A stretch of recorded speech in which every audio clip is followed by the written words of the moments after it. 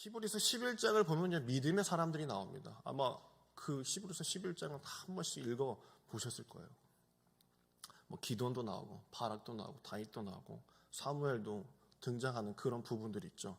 32절을 보면요, 이렇게 말씀이 나오고 있어요. 히브리서 11장 32절입니다. 내가 무슨 말을 더 하리요? 기드온, 바락, 삼손, 입다, 다윗 및 사무엘과 선지자들의 일을 말하려면 내게 시간이 부족하리로다 라고 말씀하고 있습니다. 우리는 이들의 뭐라고 얘기하냐면 믿음의 영웅들, 믿음의 사람들이다 라고 이렇게 표현을 하죠. 누가 봐도 오늘 말씀의 주인공, 오늘 말씀의 주인공이 누구죠? 드보라입니다. 드보라요. 그런데 히브리서 11장에는요, 드보라와 함께 등장했던 바락은 있어요. 바락이 누군지 혹시 모르시나요? 네, 모르시나요? 바락이 있어요. 근데 드보라는 없어요. 지금 바락이 사살까요? 드보라가 사살까요? 요거는 쉬울 것 같아요. 드보라가 사살까요? 바락이 사살까요? 드보라. 맞아요. 드보라요. 바락은 그냥 군대 장관입니다. 근데 드보라가 안 나오고 바락이 나왔어요. 이상하죠? 성경이 소개하는 믿음의 사람들은 우리가 생각하는 영웅과는 조금 거리가 있는 것 같아요. 그렇죠? 우리가 알기로 드보라는 사사에게 아주 담대한 하나님의 사람이었어요. 오히려 바락은 아주 짧게 나오는 사람입니다. 자기 혼자 못 가겠다고 했던 사람이 바락이었어요. 제가 이 교회에 오면서요, 처음 교육자들을 만난 거는요, 예전에 그 운미진 권사님 쿠우쿠 하실 때, 쿠우쿠 그 자리에서 이제 교육자들 처음 이제 만나고 인사를 했었거든요. 아마 2017년도 말이었나? 그럴 겁니다. 근데 제가 이제 엘리베이터를 이제 타러 이제 들어갔죠. 쿠우쿠 어딘지 다 아시죠? 여기 사거, 완정역 사거에 거기 건물 다 아시죠? 쭉 들어가서 엘리베이터 타잖아요. 그래, 엘리베이터 이제 제가 먼저 이제 타가지고 올라가려고 했는데, 저기 앞에서 누가 뛰어오는 거예요. 같이 가자고. 그래가지고, 어떤 키 큰 남자가 이렇게 뛰어오는 거예요. 그래서 엘리베이터 딱 타더니, 아유, 감사합니다. 하더니, 몇 층 가세요? 이러는 거예요. 오 목사님이었어요. 오 목사님. 키 되게 크다. 이러고 막 보고 있었는데, 왠지 이렇게 모습 자체가, 오늘 요 자리에 가는 사람 중에 하나구나. 같이 가는 목사님이구나. 라는 걸 이제 알았죠. 이제 목사님으로 처음 이제 만난 거예요. 이제 둘이. 근데 이제 어느 날 이 연애인가요? 어디를 갔었는데, 정확히 기억은 안 나는데, 이 목사님이랑 옆에 있다가, 이제 저희 학교 이제 선후배들이 있잖아요. 저한테는 학부 선배들인데, 형, 제가 이제 하고 있는데, 그 형이 오인영 목사님한테 인영 이렇게 얘기하는 거예요. 저는 오인영 목사님한테 인영이라고 이렇게 얘기해본 적 한 번도 없거든요. 오 목사님한테 인영, 좀 발음도 좀 조금 이렇게 조심해야 되잖아요. 그렇죠?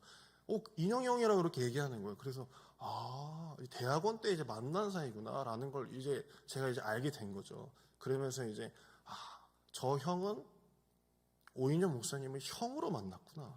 저는 근데 목사님으로 만난 거잖아요. 저도 언젠가 이런 생각을 해봤어요. 제가 오 목사님을 형으로 먼저 만났더라면 어땠을까? 라는 생각도 한번 해본 적은 있어요. 인영이 형 이렇게 부르면 지금은 되게 어색하죠. 못 부르겠어요. 지금 부르라고 하면 계속 그렇게 만났기 때문에 그런 거예요. 제가 이야기하는 건 이런 거예요.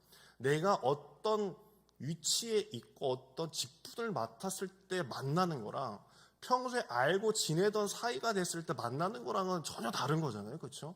예를 들어서 여기서 모 교회에서 계속 자라왔던 청년이 목회자가 됐을 때 그 대하는 감정과, 예를 들어서 저처럼 타 교회에서 있다가 이렇게 교회에 오게 되면은 대하는 그런 뭐랄까요, 마음가짐, 어쩌면 선입견, 그런 게 이제 다를 수 있는 거잖아요. 이제 그런 걸 이야기하는 거예요. 오늘 말씀에서 나오는 이 드보라와 바락의 관계도 좀 비슷합니다. 지금 드보라는요, 남자가 아니라 여자입니다. 여인이에요. 갑자기 하나님께서요, 그 여인을 사사로 임명시켰어요.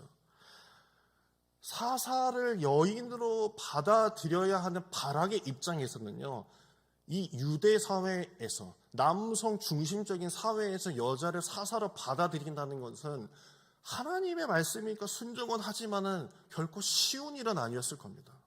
남성 사회에서 가지는 생각은요, 우리 지금도 뭐 남녀 평등이라고 막 이렇게 페미니즘이라고 주장하는 사람들이 있는 것처럼 그 시대는 오늘날과 전혀 다른 시대를 말하는 거죠. 지금 뭐 2000년 전도 아니고요, 3000년 전 얘기를 하고 있는 거예요.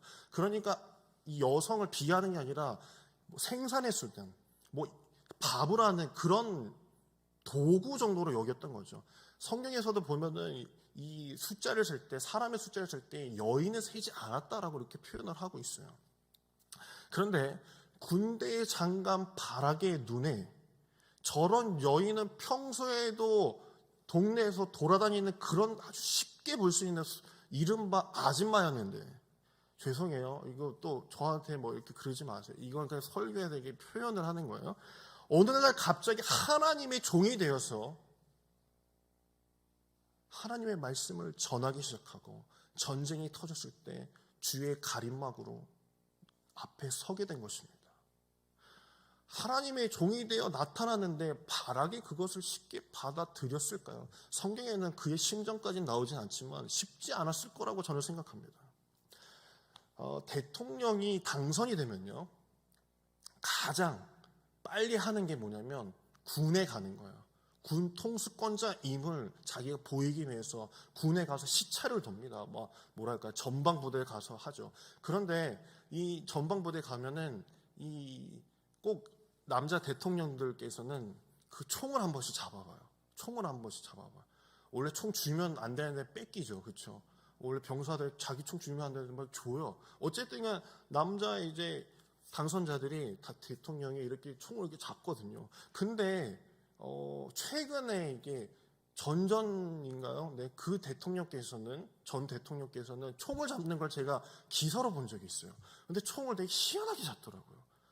원래 개머리판 여기에 딱 붙고 이렇게 잡아야 되는데 이상하게 그분은 이렇게 하는 것 같더라고요. 이렇게. 남자들은 알아요. 군에 갔다 온 사람, 총을 쏴본 사람은요, 쟤 군 미필자구나. 군대도 안 다녀온 게 군 통수권자라고 저기 가서 총 잡고 있냐? 라는 게 딱 보이거든요. 지금 바락은요, 군대 장관입니다. 그런데 이 사람의 눈에 저 여인, 이른바 아까 얘기했듯이 아줌마가 하나님의 사사라고 해가지고 하나님이 이렇게 하신답니다. 가십시오. 와 하고 나가십시오라고 이렇게 이야기를 하고 있단 말이죠. 바락을 히브리어로요 읽으면요 바라크라고 합니다. 이것은요 번갯불 같다라는 뜻을 가지고 있어요. 이것은 전쟁터에서 엄청 누리고 다녔다는 거예요. 이름 좀 날렸던 사람인 거죠. 번개처럼 팍팍팍 튀기면서 전쟁을 해본 사람을 말하는 거예요. 바락이라는 이름이요. 지금 바락의 사사 드보라를 볼 때요, 한 번도 나가보지 않았던, 한 번도 전투조차 해보지 않았던 그냥 군 미필자로밖에 보이지 않는 거예요. 2등병도 안 되는 거예요. 그 집에서 밥이나 지금 여기 와서 지금 뭐 하는 거야? 라는 심정인 것이죠. 몰라도 너무 모르는 거예요. 지금 드보라가 뭐라고 얘기하냐면요, 현재 전쟁 상황이 어떻게 돌아가는지도 모르고요, 바락이 보는 현실에는요 3절 말씀이에요. 야빈 왕은 철병거 900대가 있어 20년 동안 이스라엘 자손 심히 학대했으므로. 지금 이거는요 이스라엘 군대는 그냥 칼 가지고 왜 하고 막 싸움을 나가는 형국이고, 지금 저쪽 가나안 땅의 이 야빈 왕 그 군대는 철병거 900대면요 그냥 예전 2차 세계대전 때 독일의 전차 부대가 그 시커멓게 오는 거랑 똑같은 거예요. 그런데 이런 상황에 드보라가 아무것도 모를 것 같은 군 미필자밖에 되지 않는 그 여인이 갑자기 하나님의 사람이라고 하면서 전쟁에 나가라, 바락을 탁 부르더니 너 나가라고 이렇게 이야기를 하고 있는 것입니다. 그럼에도 사사기 4장에서는 드보라는 여호와를 계속 찬양하고 있어요.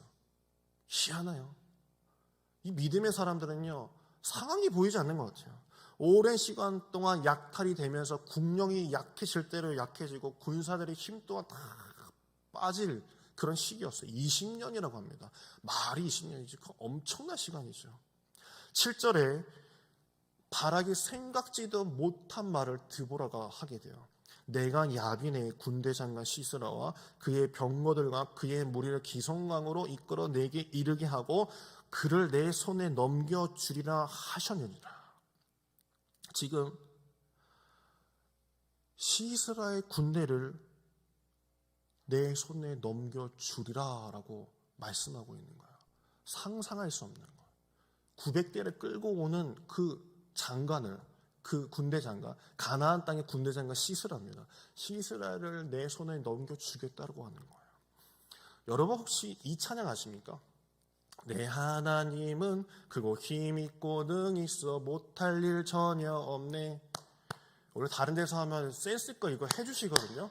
이게 좀 감각을 기르셔야 돼요. 다시 내 하나님은 크고 힘있고 능히 있어 못할 일 전혀 없네.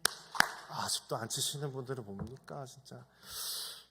지금 드보라 혼자 이렇게 찬양하고 있었던 거예요. 지금 이거 찬양이거든요. 여호와의 찬양이라고 이렇게 나옵니다. 혼자 신나가지고 이길 수 있어요. 시스라 당신 손에 넘겨준다고 하십니다. 막 이렇게 막 찬양하고 혼자 막 짝짝짝 하고 있는 거야.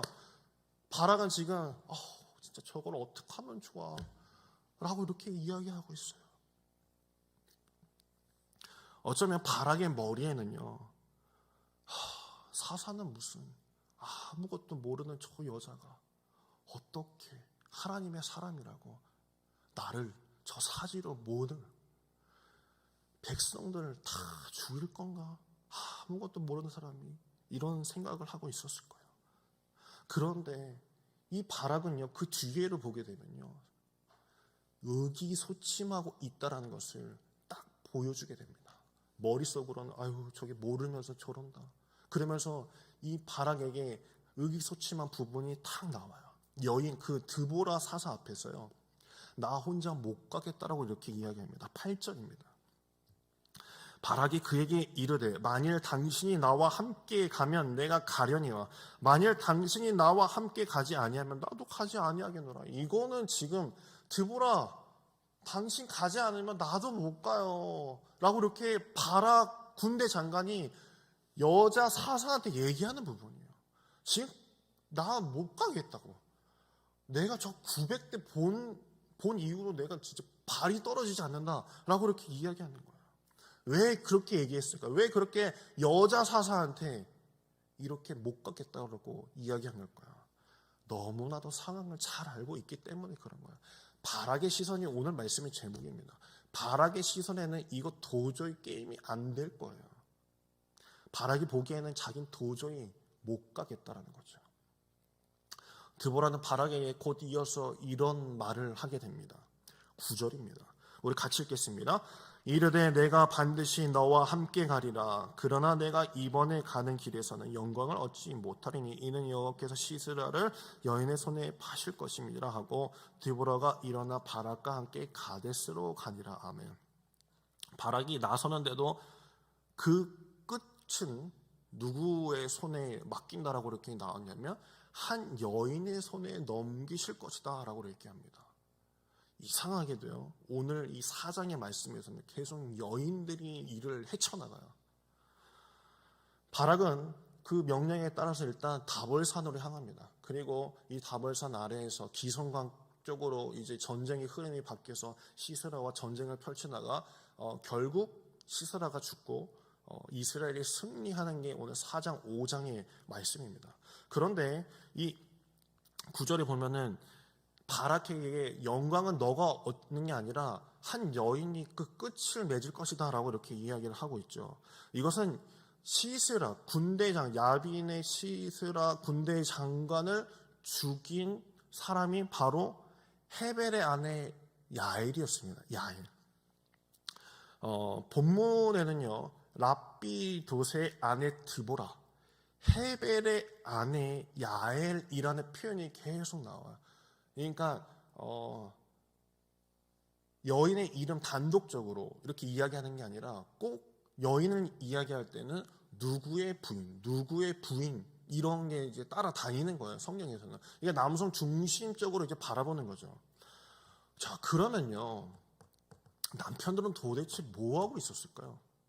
자, 어디 가서 뭐 하고 있었길래? 랍비도는 어디 가서 뭐 하고 있었고, 헤벨은 도대체 뭐 하고 있었을까요?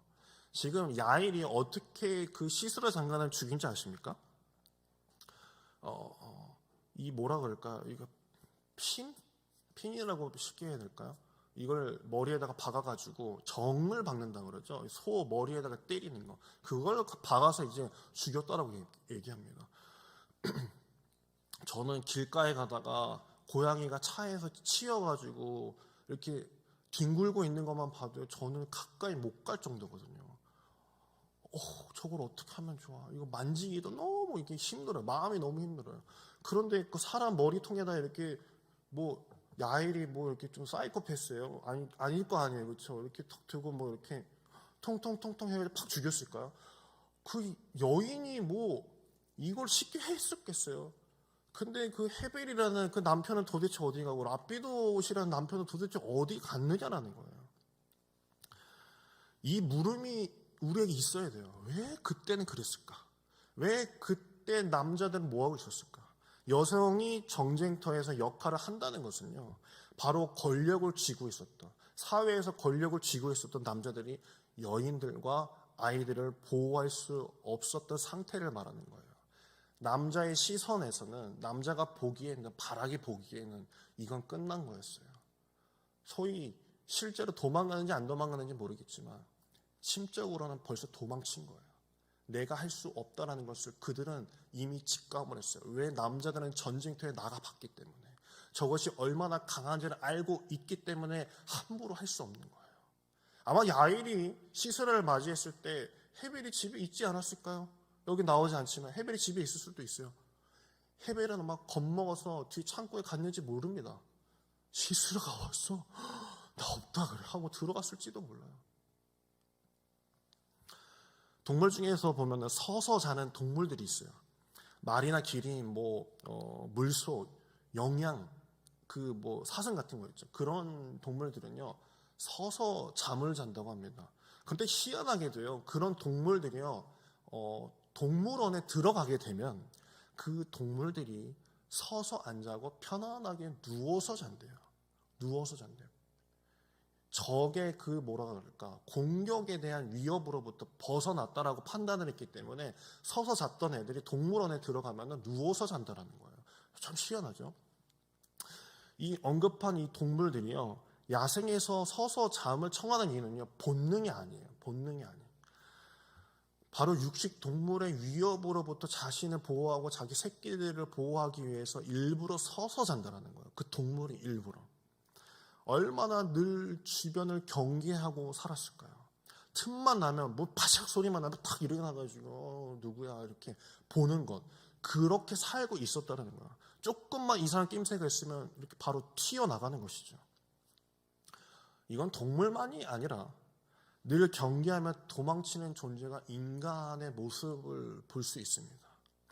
우리는 어디로 그토록 도망치는지 몰라요. 바로 지금 이 순간을 피해서 과거와 미래로 어떻게든 도망치려고 하는 게 인간의 모습이거든요. 남자들이 오히려 전쟁이라는 이 전력 상황을 보고 두려워했어요. 다 튀어버렸어요. 없어. 이 4장 5장에는요, 남자들이 나왔다는 얘기는 바락 하나밖에 없어요. 바락도 당신 아니면 나 못 가요 라고 했던 게 바락의 모습이었습니다. 그래서 보호를 받아야 하는 이들이 최전선에 나가서 싸우자 하고 막 노래 부르고 찬양하고 할 수 있어 바락 가자 라고 했던 게 오늘 4장 5절의 말씀이에요. 이 전투에서 가장 큰 공을 세운 게 야일이라고 말씀드렸습니다. 그 24절에 나오는 말씀이죠. 겐사나 헤벨의 아내 야일은 다른 여인들보다 복을 받을 것이니 장막에 있는 여인들보다 더욱 복을 받을 것이로다. 여기서 보면은 장막에 있는 여인들이다라고 이렇게 얘기를 하고 있어요. 이것은 여자는 장막 안에서 보호를 받는 존재라는 것을 뜻하는 것이에요. 근데 그 여인이 정을 들고 나와서 그 시설의 머리에다가 박았다라는 거예요. 그가 할 수밖에 없었던 상황이다라는 거예요. 다른 사람들, 남자들, 남자를 비하하는 게 아니라 그 당시에 너무나도 돌아가는 상황을 너무나도 잘 알고 있었던 사람들이 안 돼 라고 말하면서 도망쳤을 때 오히려 보호받아야 할 그 여인들이 나서서 여호와를 찬양했고 정을 들고 그 원수를 쪼개버리는 게 바로 오늘이에요. 하나님께서 의도적으로 시스라의 죽음을 여인의 손에 맡기신 거예요. 야일이요, 여기 전후에 보면요, 왜 죽였는지, 어떤 상황에 그가 그 어디 장관인지 알려주진 않습니다. 하나님께서 그를 세우신 거예요. 그를 세우시고 박아버리신 거죠. 시편 8편 1절하고 2절을 보면 이런 말씀을 하고 있습니다. 여호와 우리 주여, 주의 이름이 온 땅에 어찌 그리 아름다운 주, 주의 영광이 하늘을 덮었나이다. 많이 들어보셨죠? 2절입니다. 주의 대적으로 말미암아 어린 아이들과 젖먹이들의 입으로 권능을 세우시며 이는 원수들과 보복자들을 잠잠하게 하려 하심이니라. 어린 아이들과 젖먹이들의 입으로 권능을 세우겠다라고 주께서 말씀하세요. 이게 무슨 얘기일까요? 하나님께서는요, 잘난 사람, 힘센 사람이 아닐지라도, 그들이 없을지라도 어린아이와 젖먹이들을 통해서 하나님의 권능을 보이시겠다라고 말씀하고 계시는 부분이에요. 누가복음 19장 40절에도 보면 예수께서 이런 말씀하셨죠. 만일 너희들이 침묵하면 내가 돌들을 통해서라도 소리치게 할 것이다 라고 얘기했어요. 내가 그거 못하겠느냐라고 말씀하십니다. 만약 오늘 이 시대에 하나님 앞에서 내가 이 코로나든지 내가 이 교회 상황에서 소망이 없다, 교회 이거 안 되겠다 하면서 도망친다. 도망치세요. 하지만 하나님께서는요, 도망친 사람이 아닌 다른 이들을 통해서라도 하나님께서는 역사하신다라는 것을 오늘 말씀에 보이고 계십니다. 오늘날 많은 남성분들이 예배에 함께하지 못하는 걸 많이 봅니다. 그러니까 여인들을 하나님께 사용하시는 거예요. 교회에서 줄이는 여인 아닌가요? 그렇죠? 결국 바락은 야일을 통해서 시스라가 죽임을 당한 것을 눈으로 목도하고서야 정말 하나님께서 이 전쟁에 함께 하셨구나 라는 것을 고백할 수 있었던 것입니다. 여러분, 자녀에게 혹시 닭을 잡아서 이렇게 줘본 적이 있으십니까? 닭을 잡아보신 적 있어요? 그럴 때 혹시 보통 누가 잡았나요? 옛날 저도 이렇게 시골에 살았었으니까요. 대개 닭을 사오는 거는요, 아버지들이 하고요. 닭을 잡는 건 엄마들이 하더라고요. 사오는 건 아버지가 하는데 닭을 잡는 건 엄마들이요. 옛날에 닭을 생닭이 아니라 이렇게 살아있는 닭, 깍깍 하는 애들을 이렇게 잡아오면 하고 해 하면은 엄마들이 한번 딱 째려보고 하면서 주방에 가서 목 확 비틀고 털 뜨거운 데 푹 넣었다가 팍 다 뽑잖아요. 저도 옛날에 교회에서 많이 봤거든요. 뭐 남성계, 여성계 그렇게 하는 거 많이 봤거든요. 그 여자들이 다 합니다. 그거 왜 그렇게 할까요? 저는요, 그때 이제 저희 교회 주방에서 시쳐라 하면서 와봐라 하면서 이렇게 오골개 같은 게 저희 교회 마당 넓어가지고 오골개 같은 거 많이 키웠거든요. 그 오골개 이제 잡는다고 구경 오라는 거예요. 이게 여성교회도 대단해요. 보면 구경해. 야, 봐. 이렇게 모가지 팍 하면서 너도 요거 잡아봐. 그러면 저는 이렇게 하는 이렇게 그거 살아있는 것도 못 만지겠는데 다 잡아요. 왜 그렇게 잡을 수 있을까요? 왜 목을 이렇게 잘 비틀 수 있을까요? 그건 내 새끼 먹이려고 그렇게 잡는 거예요. 그거 뭐 엄마라고 해서 뭐 강심장인가요? 먹이려고 잡는 거죠. 먹이려고 비상해도 털 뽑고 목 비트는 거예요. 하나님이 어떻게 일하셨을까요? 하나님은 여인들을 통해 상상도 못할 방식으로 이스라엘을 구원해 내셨어요. 남자들이 아무것도 못하는 그 시절에 여인들이 내 나라, 내 자식, 하나님의 뜻을 위하여서 정을 받고 하나님을 찬양했습니다. 우리가 늘 생각하는 그런 방식대로 하나님은 우리를 이끌어 나가시지 않습니다. 놀라운 방법으로 어린 젖먹이와 때로는 여인들을 통해서, 때로는 돌들을 통해서도 하나님은 오늘 이 시대에도, 이 시간에도 역사하시는 줄 믿으시길 간절히 축원합니다. 코로나로 인해서 교회가 묶여 있다, 내년도는 진짜 어떻게 꾸려 나가야 될까? 우리가 보기에는 그렇습니다. 어쩌면 그 시대의 남자들처럼 보기에 전혀 가망성이 없고요. 정말 어떻게 운영해 나가야 될지 어찌 할 바를 모를 때가 많습니다. 그러나 기억해야 될 것은 우리가 묶여 있다고 해서 하나님께서 묶여 있는 것은 결코 아니라는 사실을 믿으시길 간절히 축원합니다. 우리가 이것을 기억해야 돼요. 그 여인들을 통해서도 인도하신다는 것은 우리가 묶여 있을지언정 하나님께서는 묶여 계신 것이 아니라 하나님께서 오늘 이 시간에도 운행하시고 일하시고 계시다는 것을 믿으셔야 됩니다. 여러분 앞에 뭐가 있든 여러분의 삶이 꼬이고 있다 큰 벽이 있을지라도 내가 못 넣는 것이지 하나님이 못 넣는다는 것은 아니라는 것을 기억하셔야 돼요. 그리고 하나님께 기도하는 것, 그것이 믿음의 사람으로서 오늘 이 시대를 살아가는 하나님의 귀한 자입니다. 하나님께서 여러분이 못할지라도요, 그 자녀를 통해서 역사하실 것이고, 여러분이 못할지라도요, 하나님께서 어떻게 해서든 역사하신다는 것을 기억하세요. 이 교회 하나님의 교회입니다. 하나님의 망하게 하시지 않습니다. 이 한국 교회 하나님이 세우시고 하나님이 부흥케 하셨습니다. 하나님이 결코 이거 쉽게 무너뜨리지 않으십니다.